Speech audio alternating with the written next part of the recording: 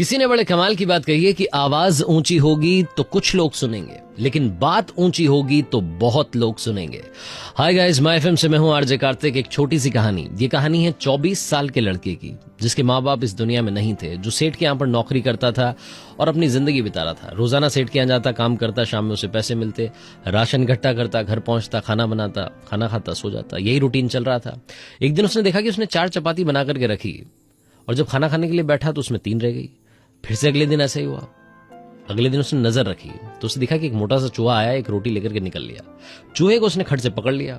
चूहे ने कहा कि अरे मुझे मेरी किस्मत का खाने दे भाई, क्यों मुझे परेशान कर रहा है। तो इस लड़के ने कहा कि मेरी किस्मत का मैं नहीं खा पा रहा हूं, मुझे रोज परेशान होना पड़ रहा है। 4 चपाती गिनती की बनी, उसमें से एक तुम ले जा रहे हो। चूहे ने कहा परेशान मत हो, तुम्हारी सारी समस्याओं का समाधान एक बंदा कर सकता है, उसके पास चले जाओ। तो इसने फिर से पूछा कि कौन कर सकता है। लड़के ने पूछा। चूहे ने कहा कि गौतम बुद्ध हैं, उनके पास जाओ, वो तुम्हारी हर समस्या का समाधान करेंगे। लड़के ने कहा ठीक है। सेठ के यहां से छुट्टी ली 5-6 दिन की और चल पड़ा यात्रा पर, गौतम बुद्ध से मिलने के लिए, सवाल पूछने के लिए, अपनी जिंदगी के बारे में जानने के लिए। तो रास्ता बड़ा लंबा था, रात हो गई। कहां रुके तो एक हवेली दिखाई दी, उसमें पहुंचा, शरण ली। तो हवेली की जो मालकिन थी उसने पूछा कि बेटा कहां जा रहे हो। लड़के ने कहा कि गौतम बुद्ध से मिलने जा रहा हूं, मेरा एक सवाल है, उनसे पूछना है। तो हवेली की मालकिन ने कहा कि एक सवाल हमारा भी है, वो भी पूछ लेना। लड़के ने कहा बताओ आपका सवाल। तो मालकिन ने कहा मेरी बेटी है 20 साल की, वो बोल नहीं पा रही है, 20 साल की हो गई है लेकिन उसकी आवाज नहीं निकलती है, एक बार उनसे पूछना है कि ये कब बोलेगी। लड़के ने कहा ठीक है जी, आपका सवाल पूछ लेंगे। अगले दिन सवेरे फिर से लड़का निकल पड़ा यात्रा पर। ऊंचे ऊंचे पहाड़ आ गए, बर्फ वाले। अब उसे लग रहा था कि पहाड़ कैसे पार करूंगा। तभी उसे उन पहाड़ों पर एक जादूगर तपस्या करता हुआ दिखाई दिया। जादूगर के पास गया, जाकर के बोला कि आप मुझे यहां से निकलने का रास्ता बताइए, मुझे गौतम बुद्ध से मिलने जाना है। तो जादूगर ने कहा कि रे यार बढ़िया जगह जा रहे हो, उनसे मेरा एक सवाल पूछ लेना। तो उस लड़के ने कहा कि बताओ आपका सवाल क्या है।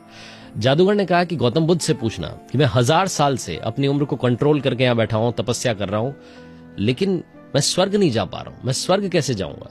लड़के ने कहा ठीक है, आपका सवाल पूछ लेंगे। जादूगर ने खटाक से छड़ी घुमाई, लड़के को पहाड़ पार करवा दिया। पहाड़ पार किया तो बड़ा सा मैदान था और उसके आगे एक बड़ी सी नदी थी। नदी कैसे पार करें, लड़के के लिए समस्या थी। तभी उसे एक मोटा सा बड़ा सा कछुआ दिखाई दिया। कछुए से मदद मांगी, कछुए ने अपनी पीठ पर इसको बैठाया, नदी पार करा दी। जैसे ये नदी के उस तरफ उतरा तो इससे पूछा कि कहां जा रहे हो। लड़के ने कहा गौतम बुद्ध से मिलने जा रहा हूं। कछुए ने कहा एक सवाल मेरा है, अगर पूछ लो। लड़के ने कहा 2 सवाल तो आ गए, आपका भी बता दो। तो कछुए ने कहा कि उनसे पूछना कि मैं 500 साल से इसी नदी में हूं, लेकिन ड्रैगन नहीं बन पा रहा हूं, कैसे बन सकता हूं ड्रैगन। लड़के ने कहा ठीक है। लड़का पहुंचा, गौतम बुद्ध आश्रम में थे, वहां जाकर के बैठा। गौतम बुद्ध ने अपने भक्तों से कहा कि हर कोई चाहे तो मुझसे सवाल पूछ सकता है, लेकिन सिर्फ 3 सवालों के ही जवाब दूंगा। अब लड़के के सामने समस्या आ गई। 3 नहीं, उसके पास में 4 सवाल थे। एक तो खुद का था, दूसरा हवेली की मालकिन का था, तीसरा जादूगर का था, चौथा कछुए का था। लड़के ने सोचा कि किसका सवाल ड्रॉप करूं।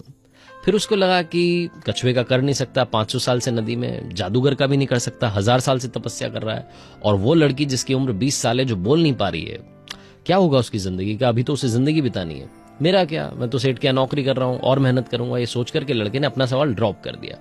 तीनों के सवाल गौतम बुद्ध से पूछे। गौतम बुद्ध ने जवाब दिया। उन्होंने कहा कि कछुए से कहना कि वो जो कवच है उसके ऊपर, उसको उतार दे, जैसे ही कवच उतार देगा ड्रैगन बन जाएगा। फिर जादूगर का सवाल आया तो गौतम बुद्ध ने कहा कि जादूगर से कहना वो छड़ी फेंक दे। वो छड़ी फेंक नहीं रहा है, इसलिए वो स्वर्ग नहीं जा रहा है, वो छड़ी का त्याग नहीं कर रहा है। फिर गौतम बुद्ध ने कहा कि उस लड़की से कहना, उसकी मां से कहना कि जैसे ही इस लड़की की शादी होगी ये बोलना शुरू कर देगी। लड़के ने कहा ठीक है महाराज, आपको प्रणाम। लड़का वहां से चल दिया, वापस उसी रास्ते से आया। कछुए को आकर के बताया कि भैया ये कवच उतार दो, तुम ड्रैगन बन जाओगे।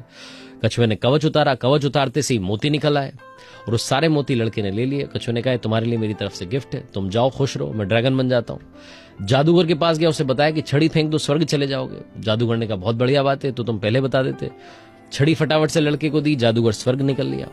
तो इधर इस लड़के के पास में धन भी आ गया, शक्ति भी आ गई।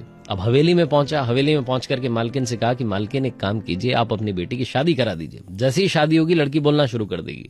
मालकिन ने कहा तुमसे बढ़िया दूल्हा कहां मिलेगा। इनकी शादी करवा दी गई। शादी होते से ही लड़की की आवाज निकल आई कि तुम तो वही हो जो उस दिन हवेली में आए थे। लड़की बोलने लग गई। लड़के के पास में हेल्थ अच्छी हो गई, वेल्थ अच्छी हो गई, पावर आ गई, जिंदगी सेटल हो गई। सिर्फ इसलिए क्योंकि लड़के ने अपने सवाल का त्याग कर दिया।